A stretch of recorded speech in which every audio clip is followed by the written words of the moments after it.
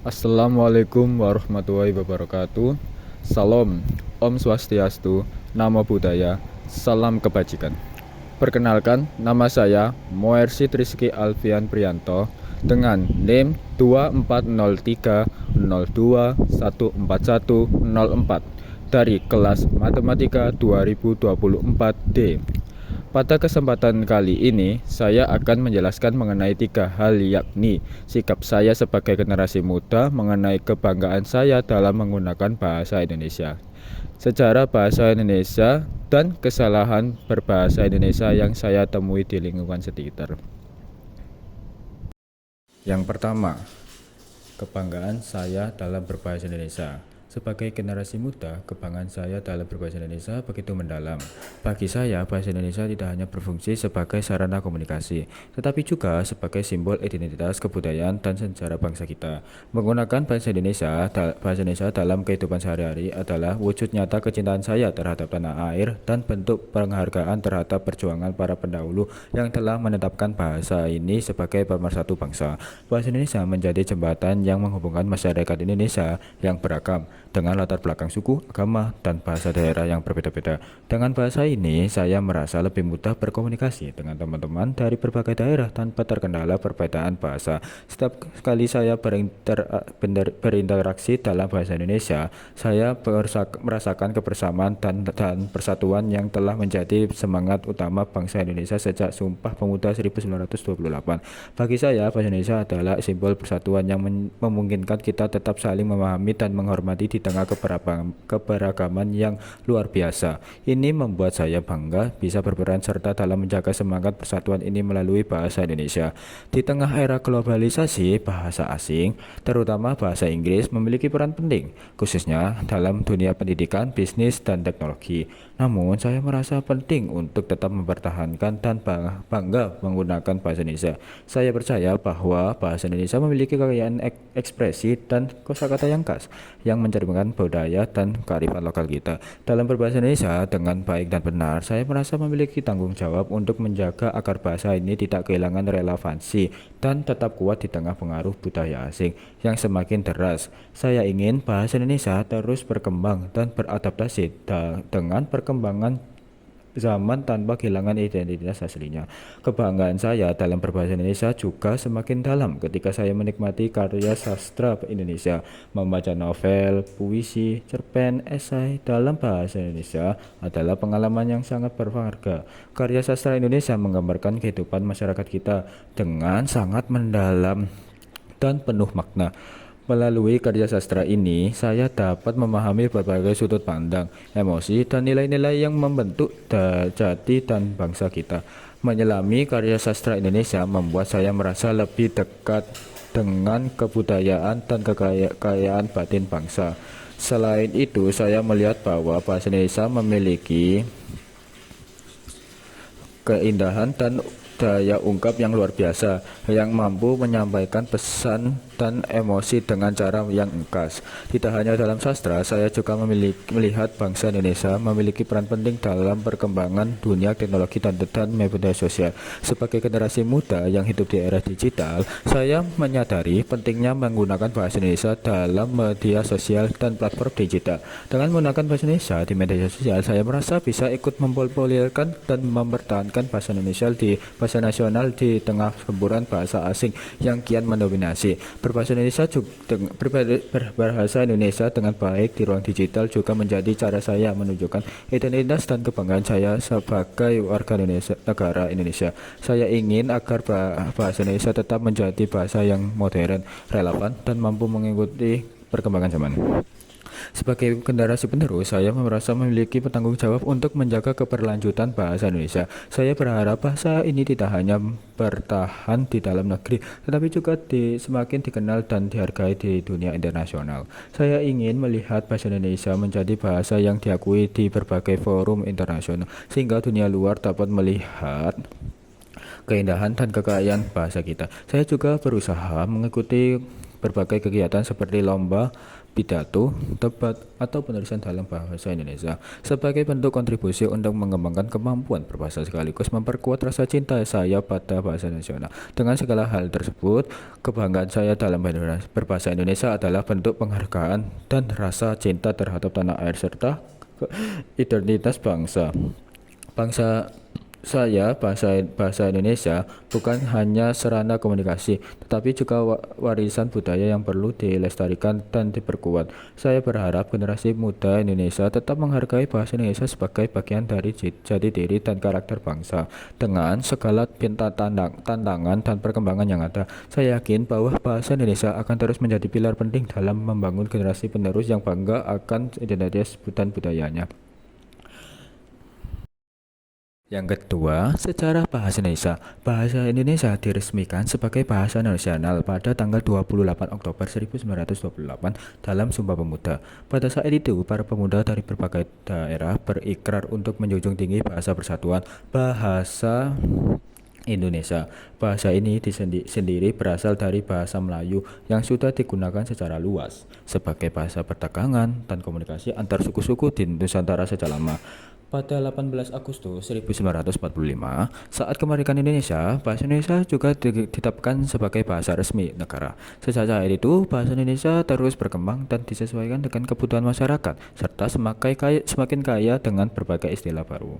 Bahasa Indonesia mengalami perkembangan pesat dalam kosakata dan struktur, terutama dengan masuknya pengaruh asing dan teknologi. Meskipun demikian, kita sebagai generasi muda diharapkan bisa tetap menjaga keaslian dan aturan baku bahasa Indonesia agar tidak kehilangan identitasnya di tengah globalisasi. Sejarah bahasa Indonesia tidak bisa dilepaskan dari peristiwa Sumpah Pemuda tanggal 27 sampai 28 Oktober 1928 di Jakarta. Peristiwa tersebut merupakan peristiwa yang fundamental dalam upaya melegitimasi terbentuknya negara Indonesia sekaligus menjadi awal terbentuknya bahasa Indonesia. Walaupun Sumpah Pemuda merupakan peristiwa politik, salah satu hal yang dikukuhkan adalah pengakuan bahasa Indonesia. Dengan kata lain, peristiwa Sumpah Pemuda juga merupakan peristiwa politik bahasa. Beberapa ahli berpendapat bahwa peristiwa tersebut dijadikan sebagai hari lahirnya bahasa Indonesia. Hal tersebut tampak dalam isi Sumpah Pemuda butir ketiga, yaitu kami, putra-putri Indonesia, menjunjung tinggi bahasa persatuan, bahasa Indonesia. Indonesia adalah masyarakat yang sangat heterogen dengan beragam ras, suku, agama, dan budaya. Bahasa sehingga dibutuhkan bahasa persatuan. Menurut Badan Bahasa tahun 2017, terdapat 652 bahasa daerah di Indonesia dengan berbagai pertimbangan. Bahasa Melayu dialek Riau dipilih sebagai bahasa persatuan karena telah menjadi lingua franca yang digunakan di berbagai wilayah Nusantara. Penutur bahasa Melayu tersebut di pesisir Sumatera, Kepulauan Riau, Batam, Riau, Bangka, Kalimantan, hingga sekitar Jakarta. Sehingga bangsa pelaut suku Melayu memiliki mobilitas tinggi yang memungkinkan interaksi intensif dan komunikasi dengan berbagai wilayah. Sehingga bahasa ini dipelajari secara luas. Letak geografis Melayu juga mendukung persebaran bahasa Melayu karena berada di jalur pelayaran dunia, menjadikan menghubungkan komunikasi di wilayah Nusantara. Bahasa Melayu dipilih sebagai bahasa persatuan Indonesia karena perannya sebagai lingua franca, struktur gramatiknya yang sederhana dan tidak memiliki tingkatan bahasa seperti bahasa Jawa, sehingga mudah dipelajari. Bahasa Melayu juga menjadi penting dalam dunia perdagangan di mana para pedagang mempelajari untuk memudahkan komunikasi. Pada masa kolonial, bahasa Melayu menarik perhatian Belanda. Pada tahun 1901, Charles van Ophuijsen menerbitkan buku Logat Melayu yang menyusun ejaan bahasa Melayu dengan aksara Latin, menggantikan aksara Arab Pekon. Langkah ini menjadi awal modernisasi bahasa Melayu sebelum dan sesudah Sumpah Pemuda. Bahasa ini juga banyak digunakan dalam sastra nasional, termasuk sastra Melayu Tionghoa, sastra Koran, Angkatan Balai Pustaka, dan Angkatan Bujangga Baru. Pada tahun 1908, pemerintah Belanda membentuk Commissie voor de Volkslectuur yang kemudian pada tahun 1917 berganti nama menjadi Balai Pustaka. Lembaga ini didirikan untuk mengatasi maraknya sastra yang dianggap mengancam eksistensi pemerintahan Belanda dengan mempromosikan karya-karya sastrawan yang berbahasa Indonesia. Beberapa karya terkenal yang diterbitkan termasuk Siti Nurhaya dan Sengsara Membawa Nikmat. Balai Pustaka berperan penting dalam memperkenalkan bahasa Indonesia di seluruh Nusantara, termasuk karya sastra angkatan penjaga baru lebih bebas dan variatif. Banyak diterbitkan di media masa independen karena adanya sensor dari Balai Pustaka. Pada angkatan ini, perkembangan bahasa Indonesia semakin besar, didukung oleh perhatian cendekiawan, wartawan, dan penulis. Sebagai bentuk kepedulian terhadap bahasa, diadakan Kongres Bahasa Indonesia 1 pada tanggal 25 sampai 27 Juni 1938. Kongres Bahasa Indonesia 1 menghasilkan beberapa keputusan penting, termasuk perlunya perbaikan penggunaan bahasa Indonesia dalam surat kabar dan penetapan kaidah tata bahasa serta ejaan baru menggantikan ejaan Melayu yang digunakan sebelumnya. Pada tahun 1942, Jepang menggantikan Belanda dan melarang menggunakan bahasa Belanda. Kebijakan ini memberikan kesempatan bagi perkembangan bahasa Indonesia yang dapat digunakan secara bebas dalam berbagai media dan situasi. Setelah Indonesia memproklamasikan kemerdekaan pada 17 Agustus 1945, UUD 1945 disahkan sehari setelahnya pada tanggal 18 Agustus 1945. Dalam bab 15 pasal 36 dinyatakan bahwa bahasa negara adalah bahasa Indonesia, yang menjadikan bahasa Indonesia secara resmi sebagai bahasa negara Republik Indonesia. Yang ketiga, kita akan membahas kesalahan berbahasa di ruang publik. Yang pertama, tempat wudhu laki-laki. Di gambar ini terjadi kesalahan dalam penulisan kata wudhu. Penulisan tersebut salah karena tidak baku. Seharusnya penulisan yang benar menurut KBBI adalah wudhu, WUDHU. Lokasinya di Jalan Kentintang Timur, PTT Gang 5A nomor 23. Yang kedua, gambar tersebut terjadi kesalahan dalam penulisan kata musola dan kata dikhawatirkan. Penulisan tersebut salah karena tidak baku.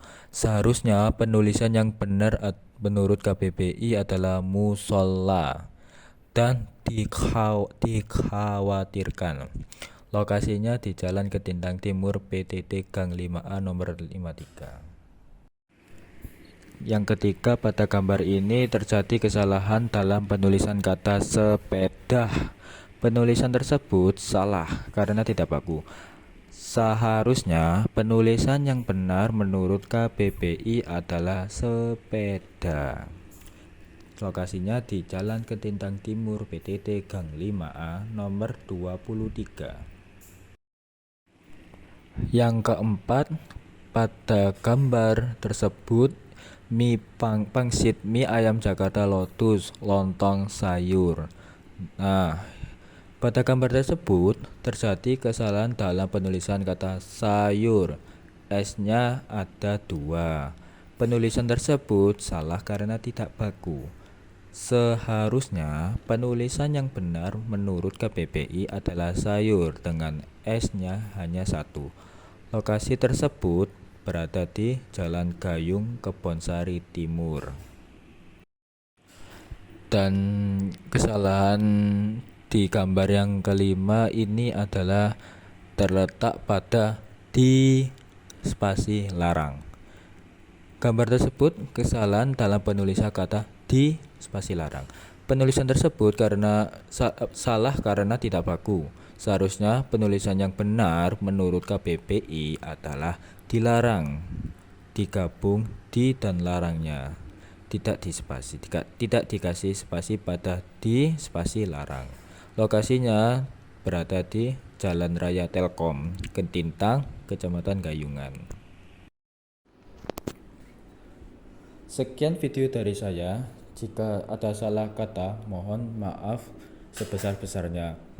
Wassalamualaikum warahmatullahi wabarakatuh.